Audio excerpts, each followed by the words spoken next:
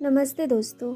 आज के वीडियो में हम संत रविदास के वास्तविक जीवन से संबंधित कहानी मन चंगा तो कटौती में गंगा का श्रवण करेंगे। आइए सुनते हैं कहानी। माघी पूर्णिमा 1398 ईस्वी में धर्म की नगरी काशी में संत रविदास जी का जन्म हुआ था। रविदास जी को रैदास जी के नाम से भी जाना जाता है। इनके माता पिता चर्मकार थे। इन्होंने अपनी आजीविका के लिए पैतृक कार्य को अपनाया, लेकिन इनके मन में भगवान की भक्ति पूर्व जन्म के पुण्य से ऐसी रची बसी थी कि आजीविका को धन कमाने का साधन बनाने की बजाय संत सेवा का माध्यम बना लिया। संत और फकीर जो भी इनके द्वार पर आते, उन्हें बिना पैसे लिए अपने हाथों से बने जूते पहनाते। इनके इस स्वभाव के कारण घर का खर्च चलाना कठिन हो रहा था। इसीलिए इनके पिता ने इन्हें घर से बाहर अलग रहने के लिए जमीन दे दिया। जमीन के छोटे से टुकड़े में रविदास जी ने एक कुटिया बना लिया। जूते बनाकर जो कमाई होती उससे संतों की सेवा करती। इसके बाद जो कुछ बच जाता उससे अपना गुजारा कर लेते। एक दिन एक ब्राह्मण इनके द्वार पर आए और कहा कि गंगा स्नान करने जा रहे हैं, एक जूता चाहिए। इन्होंने बिना पैसे लिए ब्राह्मण को एक जूता दे दिया।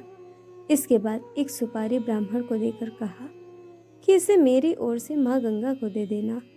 ब्राह्मण रविदास जी के द्वारा दी गई सुपारी लेकर गंगा स्नान करने चल पड़े।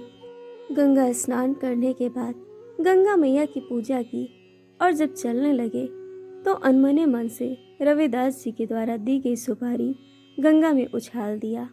तभी एक चमत्कार हुआ। गंगा मैया प्रकट हो गई और रविदास जी द्वारा दी गई सुपारी अपने हाथ में ले ली। गंगा मैया ने एक सोने का कंगन ब्राह्मण को दिया और कहा कि इसे ले जाकर रविदास को मेरी ओर से उपहार दे देना। ब्राह्मण भाव विभोर होकर रविदास जी के पास आए और बोले कि आज तक गंगा मैया की पूजा मैंने की, लेकिन गंगा मैया के दर्शन कभी प्राप्त नहीं हुए। लेकिन आपकी भक्ति का ऐसा प्रताप है कि गंगा मैया ने स्वयं प्रकट होकर आपकी दी हुई सुपारी को स्वीकार किया और आपको यह सोने का कंगन दिया है। आपकी कृपा से मुझे भी गंगा मैया के दर्शन प्राप्त हुए। इस बात की खबर पूरे काशी में फैल गई। रविदास जी के विरोधियों ने इसे पाखंड बताया और कहा कि अगर रविदास जी सच्चे भक्त हैं तो दूसरा कंगन लाकर दिखाएं। विरोधियों के कटु वचनों को सुनकर रविदास जी भक्ति में लीन होकर भजन गाने लगे। रविदास जी चमड़ा साफ करने के लिए एक बर्तन में जल भर कर रखते थे। इस बर्तन में रखे जल से गंगा मैया प्रकट हुई और दूसरा कंगन रविदास जी को भेंट किया। रविदास जी के विरोधियों का सिर नीचा हुआ और संत रविदास जी की जय जयकार होने लगी। इसी समय से यह दोहा प्रसिद्ध हो गया, मन चंगा तो कटौती में गंगा। तो दोस्तों, हमने सुनी संत रविदास जी के जीवन पर आधारित एक सत्य घटना।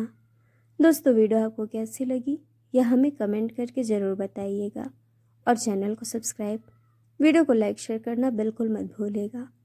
वीडियो देखने के लिए आप सभी का बहुत बहुत धन्यवाद। जल्द मिलेंगे एक और नए वीडियो के साथ।